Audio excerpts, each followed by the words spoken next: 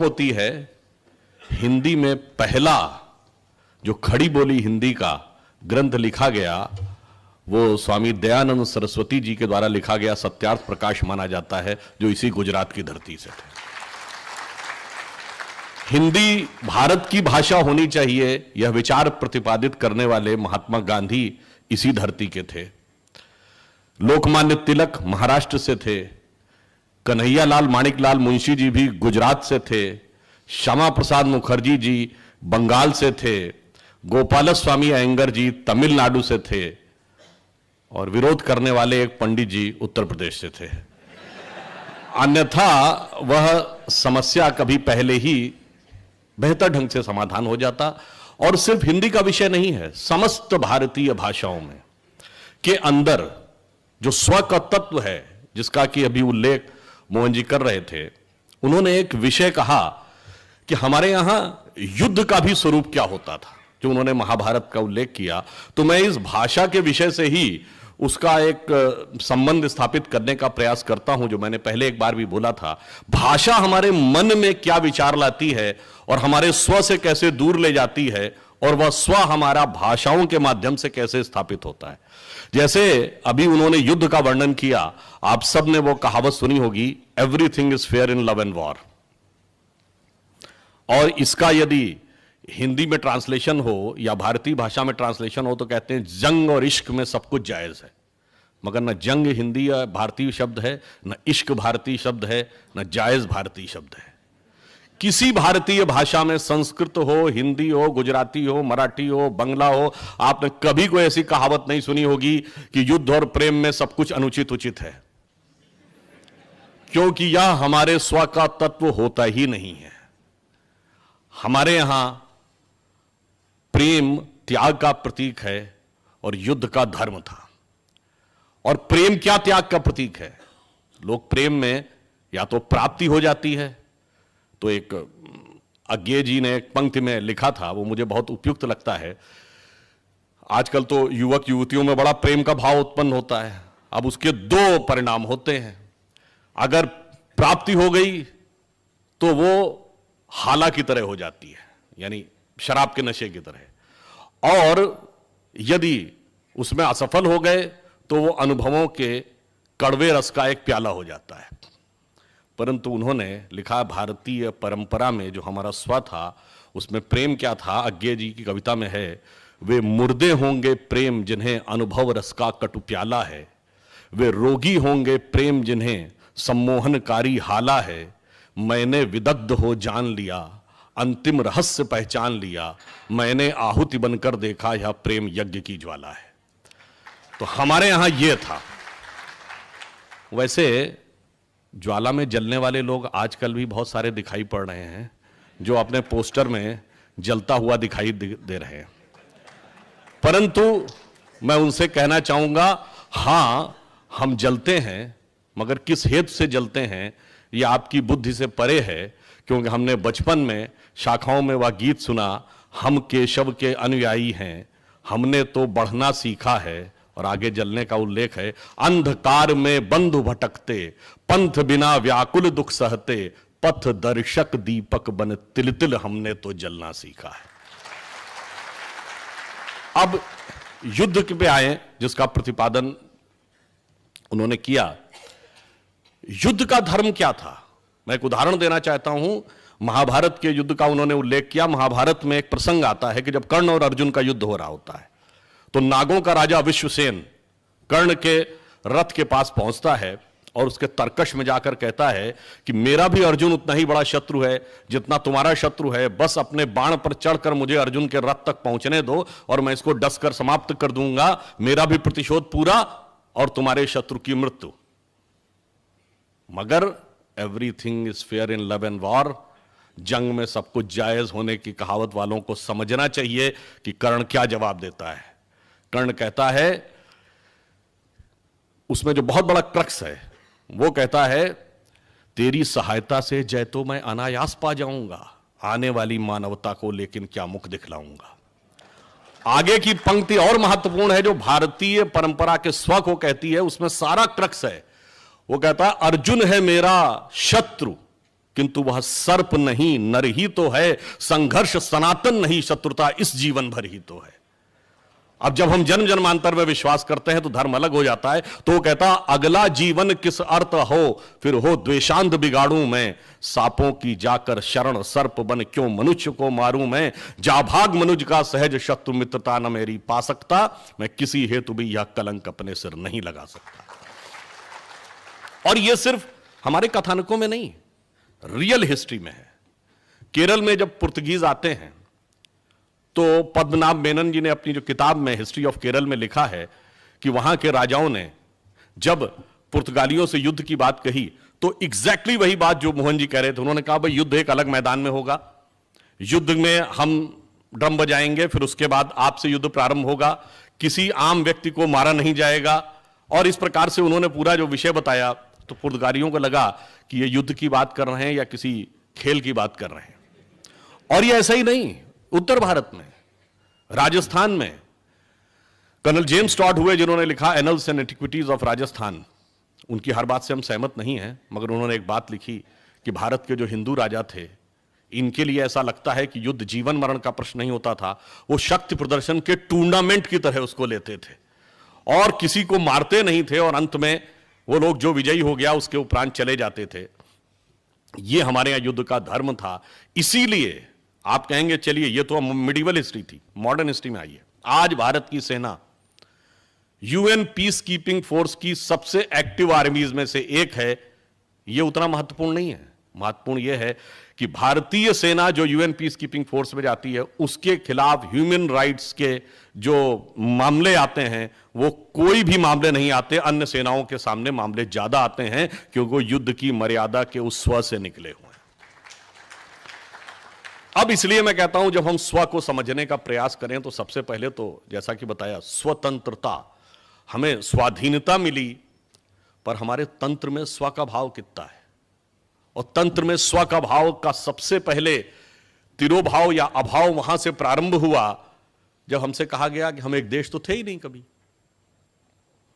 हम तो दूसरे लोग आके सेटल होते चले गए और हम ये राष्ट्र बनता गया।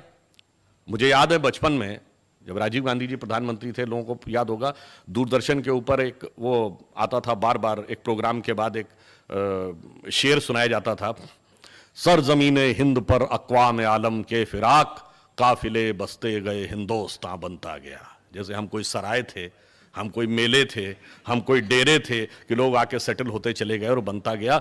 ये स्व का भाव नहीं, हमारे स्व का भाव क्या है? जैसे हिंदी के प्रख्यात कवि जयशंकर प्रसाद जी की पंक्ति में कहता हूं, हमारा राष्ट्र स्वभाव ये है, हिमालय के आंगन में प्रथम उसे किरणों का दे उपहार, उषा ने हंस अभिनंदन किया और पहनाया हीरक हार। जगे हम लगे जगाने विश्व, लोक में फिर फैला आलोक, व्योम तम पुंज हुआ तब नष्ट, निखिल संस्कृति हो उठी अशोक। तो संपूर्ण विश्व को ज्ञान हमने यहां से दिया, वह हमारा राष्ट्रीयता थी, वह हमारा स्व का तत्व था। तो पहला तो राज्य का स्वतत्व। दूसरा, हम ये देश थे क्या? बहुत से लोग ये कहते हैं कि भाई भारत क्या है।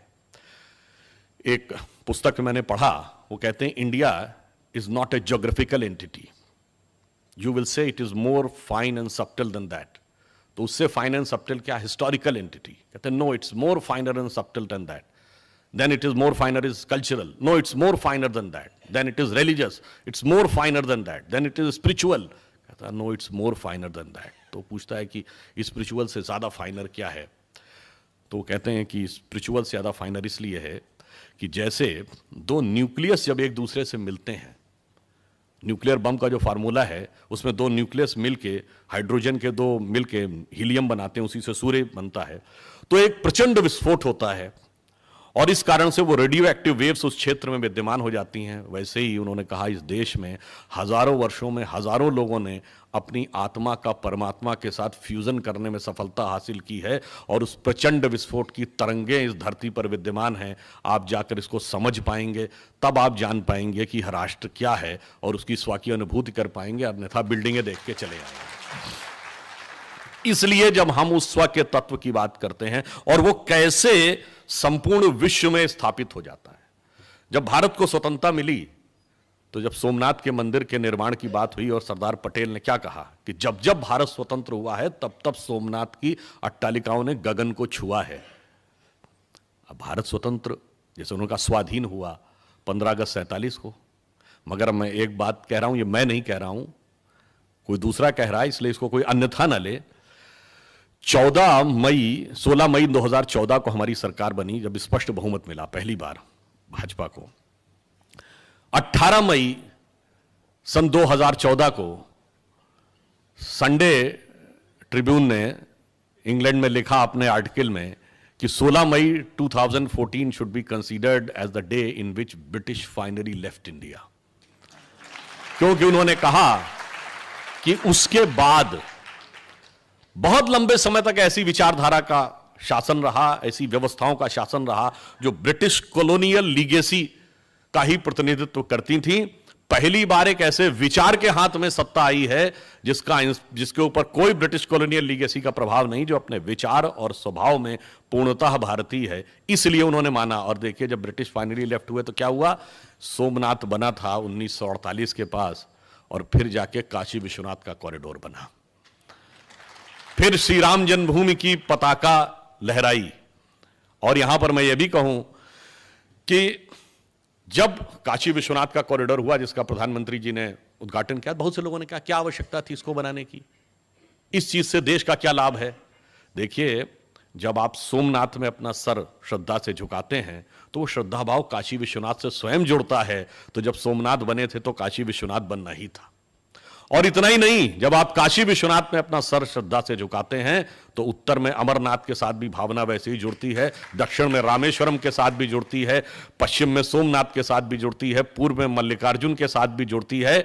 और इतना ही नहीं, वो काठमांडू के पशुपतिनाथ के साथ भी जुड़ती है, पाकिस्तान के कटास राज के साथ भी जुड़ती है, कैलाश मानसरोवर के साथ भी जुड़ती है। वह हमारा हिस्सा राजनीतिक दृष्टि से कहीं भी चला गया हो, वह इस राष्ट्र की चेतना अखंड यथावत रहती है। और यदि आप लोग जाकर चेक करें, चाहे तो अभी भी चेक कर सकते हैं, चंगेज खां और जितने मंगोलिया के मकबरे हैं उनके बाहर आप जाके उसकी फोटो देखेंगे तो त्रिशूल लगा हुआ है और श्रृंगी भी लगी है मकबरे के बाहर। क्यों? आप किसी से इतिहास से पूछिए तो कहते मंगोलों का धर्म क्या था, कहते तेंद्रिन था। तेंद्रिन और कुछ नहीं था, तंत्र शब्द का अपभ्रंशी तेंद्रिन है, और तंत्र के देवता भगवान शंकर हैं, इसलिए मकबरे के बाहर त्रिशूल लगा है। वहां तक जाके हमारा भाव जुड़ता है। और इतना ही नहीं, अभी माननीय मोहन जी ने कहा कि हिग्स बोसॉन तक दुनिया पहुंची। ये हिग्स बोसॉन जिस लेबोरेटरी में खोजा गया वो थी यूरोप की सन लेबोरेटरी, और सन लेबोरेटरी की लॉबी में आप जाइए तो नृत्य करते हुए भगवान शंकर की नटराज की मूर्ति रखी हुई है, और जिसके नीचे ऑस्ट्रियन साइंटिस्ट फिट्जे कैपरा का कोट लिखा हुआ है कि now the science has come to the conclusion that the consistent perpetual creation and destruction of universe is like the cosmic dance of Shiva. तो हम इस प्रकार संसार से जाकर जुड़ जाते हैं, और हमारे जितने भी देवता हैं, जितने भी प्रतीक हैं, जैसा कि माननीय मोहन जी ने कहा, हम अंतर की यात्रा की तरफ जाते थे। अंतर की यात्रा की तरफ क्यों जाते हैं और उसके जाने से फर्क क्या पड़ता है, और उसके कारण से हमारे एडमिनिस्ट्रेशन, सोसाइटी, डिप्लोमेसी पे क्या फर्क पड़ता है। मैं बात एक बार पहले भी कहा हूं, हमारे यहां जब सूर्य दक्षिणायन से उत्तरायण में जाता है तो उसको क्या कहते हैं, संक्रांति कहते हैं। पर अगर हम पॉलिटिकली देखें तो दुनिया के जितने बड़े बड़े देश हैं, हमने हिस्ट्री में पढ़ा होगा, हर देश में एक ना एक बार क्रांति जरूर हुई है। हमने चीन की क्रांति पढ़ी, रूस की क्रांति पढ़ी, फ्रांस की क्रांति पढ़ी, ब्रिटेन की क्रांति पढ़ी, अमेरिका की क्रांति पढ़ी, परंतु बड़े देशों में एकमात्र भारत है जहां कभी क्रांति नहीं हुई। क्यों?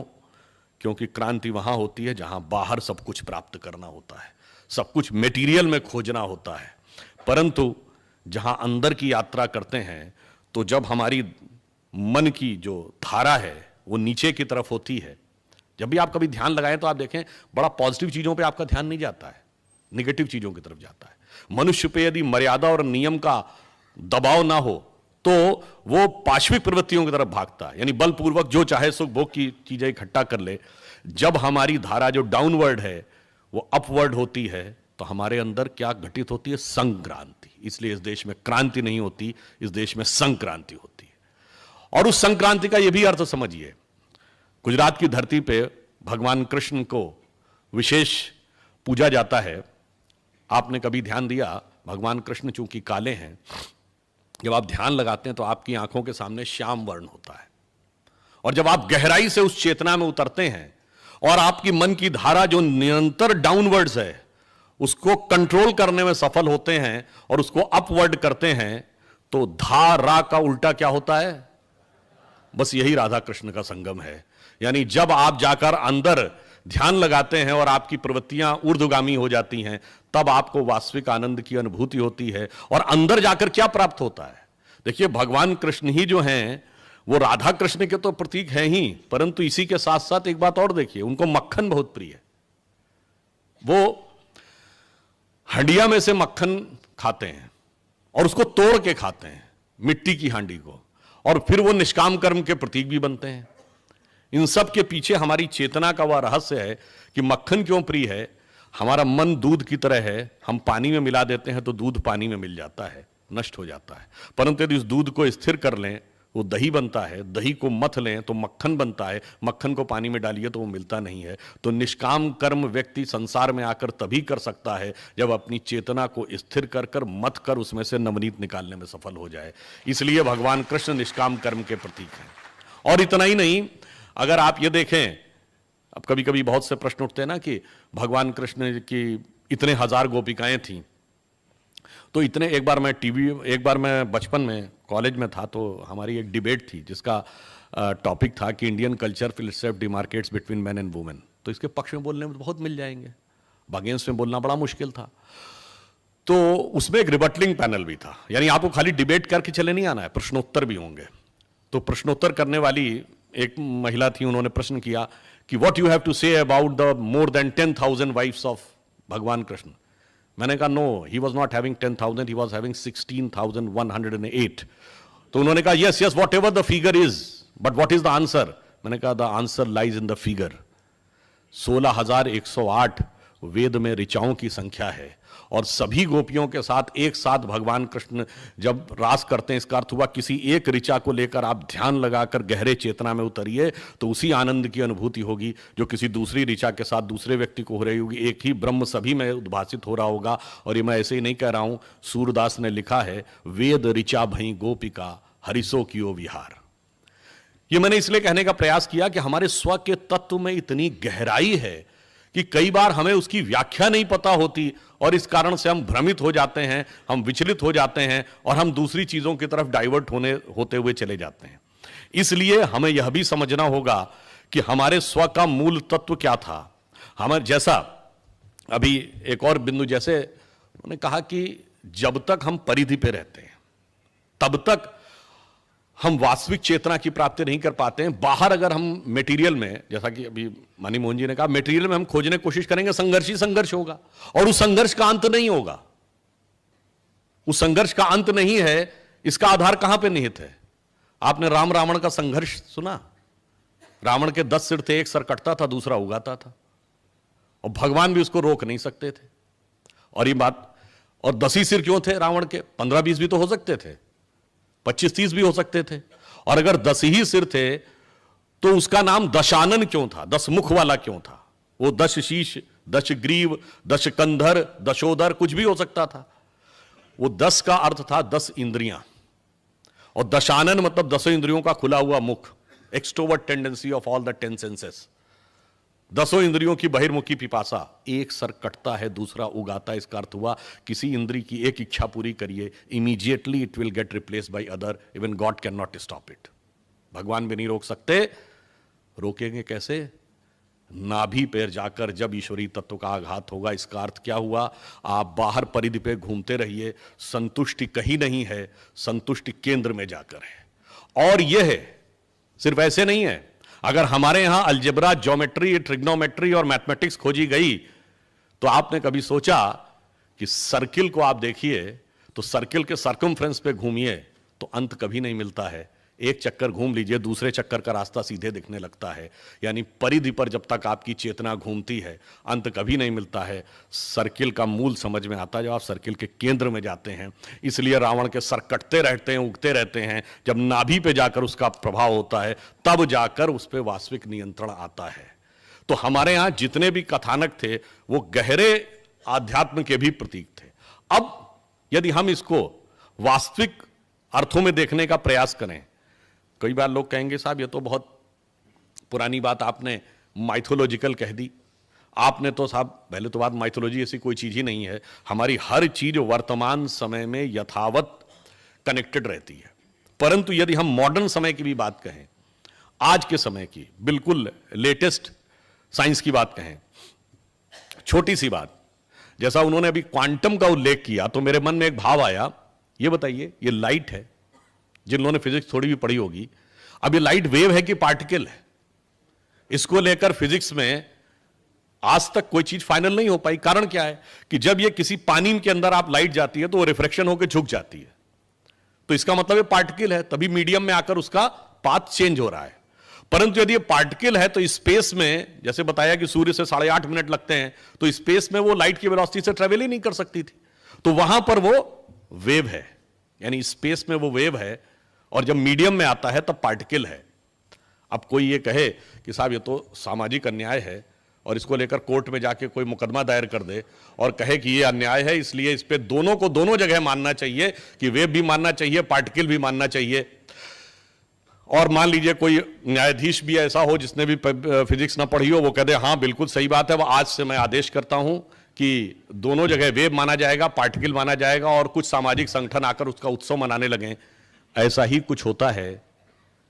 अब मैं किसी के प्रति आक्षेप नहीं करना चाहता, परंतु जब कहते थे कि भाई सबरीमला में स्त्रियों का प्रवेश रुका था, तो एक बार मैं टीवी डिबेट में था, उनका साहब बड़ा डिस्क्रिमिनेशन है, ऐसा कैसे? मैंने कहा तो सीमेटिक देखने की विधि है। ये बताइए, जब नवरात्र में 9 कन्याएं खिलाते तो आप ये नहीं कहते 4 लड़के होने चाहिए?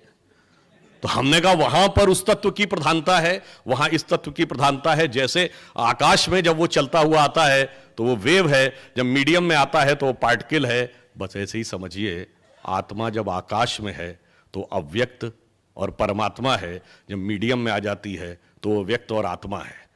अब ये साइंस आज समझाए तो समझ में आता है, हम जो पिछली बात कहें तो समझ में नहीं आती थी। केवल 75 साल पहले गांधारी के 100 घड़ों से 100 बेटे उत्पन्न हो गए।